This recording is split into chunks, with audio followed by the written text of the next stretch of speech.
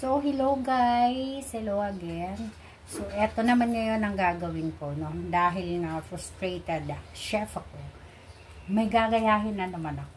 Eto, piniprepare ko na siya. Ano siya? Skinless longganisa. Ayun, nilagay ko na lahat. Siyempre, makakailangan niya. Kasi feeling ko ang haba pag isa-isa ko pa dito yan. Maraming garlic. Kasi garlic siya. Garlic skinless longganisa. So, ginaya ko naman siya sa YouTube. Lahat na palagay nandito na. Ayan. Tapos, marami pala siyang asukal. So, feeling ko, dadagdag ako ng konting eto. Kasi feeling ko hindi pa siya, yung timpla niya, hindi pa masarap masyado. So, ayan. Tapos pala ito, makaganito, i-mix na masyado. Tapos may i-mix masyado, kailangan pala siyang i-rest ng mga 1 hour. So, sa pagka 1 hour niya, tsaka pa lang natin siya babalutin. So, dahil ano lang naman to, testing lang naman to. Babalutin ko lang siya sa pinagbabalutan ng ice candy, syempre. Ganun yun. Gamitan ko siya ng imbudo. Ano ba naman tong langaw? May langaw na isang lumilipad-lipad. And syempre, para makita ko kung ano yung gawa ko. 1/2 lang to, ground, pork. Nilagyan ko siya ng maraming bawang. Siyempre, makailangan niya ganyan. Tapos, kailangan pala niya ng, ang sesame oil. Itong sesame oil pala ang nagpapabango sa kanya. And, meron din pala siyang konting ketchup, may paprika. Tapos, ginamitan ko na lang siya ng annatto powder para yung kulay niya maganda.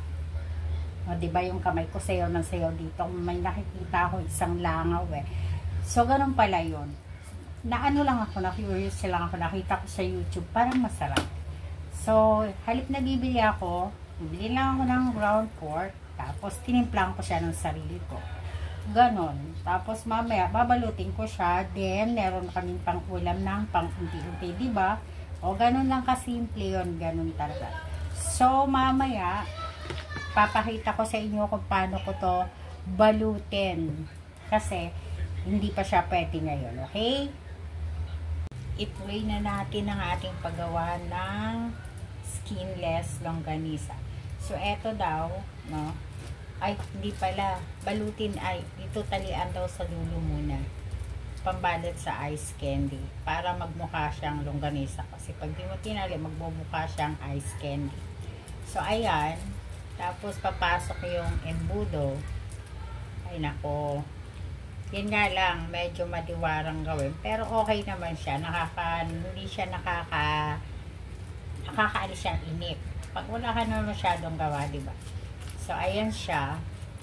Tapos, maglalagay daw ng konting ganito. Gamit ko lang itong tablespoon. Tapos, para makapasok, gamitan natin ito. Kasi, ang tagal pala. Oo, matagal siya magbaba. Pero okay naman. Kailangan lang talaga ng pasensya. Kailangan ito yung maraming pasensya. Yung hindi kinakain ng pasensya. Ayan.